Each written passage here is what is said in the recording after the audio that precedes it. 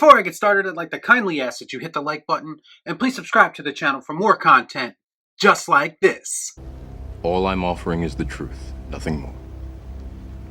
So here we are, once again, someone in Hollywood said something stupid that will probably negatively impact their film. Let me put on my surprised face. Ha ha, very funny, motherfucker! So the No Time to Die director, Cary Fukunaga, has made some interesting statements about the character of James Bond. He said that the hardest part of making this Bond movie was making the character's womanizing legacy palatable for an audience that was partially self-reflective of the entertainment industry's treatment of women. Of course, he's referencing the Me Too movement here, which was created after countless real-life allegations came out, mostly from women in Hollywood who were sexually abused by men in power. No one's going to argue that that's a very ugly and unfortunate situation. What I don't understand is what that has to do with the world of James Bond. I'm willing to bet that the fans that enjoy these movies don't go to them wishing that the stories reflected real-life situations. That's just not why you would go to watch a film like this. They go to see a cool, masculine guy do some spy shit. And sometimes, yes, that involves sleeping with women. Women who are typically attracted to his suave and debonair persona. Hey, how you doing?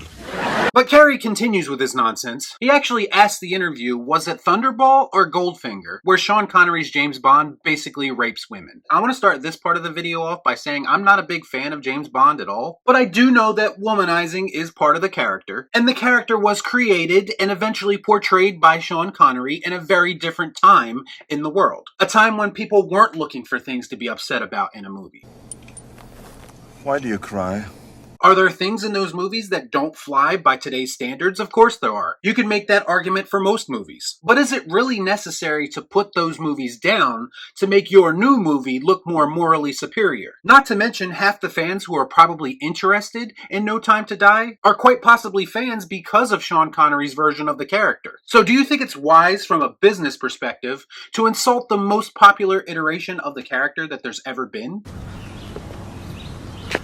That makes sense. You could have just said we had to change a few things about the James Bond character to make him more modern day acceptable. But no, you had to take it a step further and call him a rapist. Way to appeal to your core audience. He also talked about how he brought in Phoebe Waller-Bridge, yes, the same woman who's now involved with the Indiana Jones franchise. God help us all. Son of a bitch. She was brought in to work on the script and make sure that Bond wasn't too misogynistic. Basically, the idea was to bring in a female writer to make the female characters a bit stronger. Last time I checked, a good writer should be able to write strong female characters regardless of their own gender. Kevin Williamson wrote Sidney Prescott. Quentin Tarantino wrote The Bride. A multitude of people were involved in creating Ripley that weren't female. So if you have to bring a woman in to make your female characters stronger, maybe that's a sign that you're not a very good writer to begin with. Damn! Or that your idea of a strong female character is not actually what a strong female character is. He does go on to say that you can't change James Bond into a different person overnight. But you can change the world around him and how he functions in that world. That's just a fancy misdirection way of saying we're changing the character, so get over it. I'm going to go out on a limb here and say that most people going to see James Bond movies don't really care if the female characters are better written. In fact, the female characters pretty much existed in James Bond to look good, and yet actresses used to celebrate the idea of being a Bond girl. Because she got a great ass!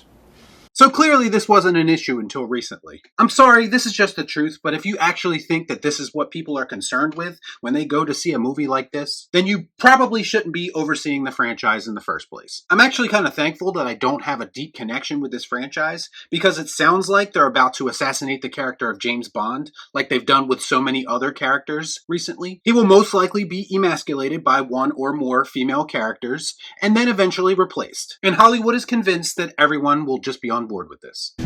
Some motherfuckers are always trying to ice skate uphill. When it comes right down to it, they have no idea how to entertain the general public. They no longer understand the concept of escapism, and they intend to use every single property with any kind of name recognition to push some kind of weird agenda. Creativity is dead, folks, and once again, the people who are supposed to be entertaining us are concerned with all the wrong things. My condolences go out to the James Bond fans everywhere, and it's just a matter of time before they come for a character that you love and twist him or her into something that's unrecognizable. So let me know what you thought about all this in the comments down below. As always, please like, comment, share, subscribe to the channel, hit that bell for notifications, and I'll see you next time right here on Real Shift. Thanks for watching. Peace out. Y'all be cool. Shut up.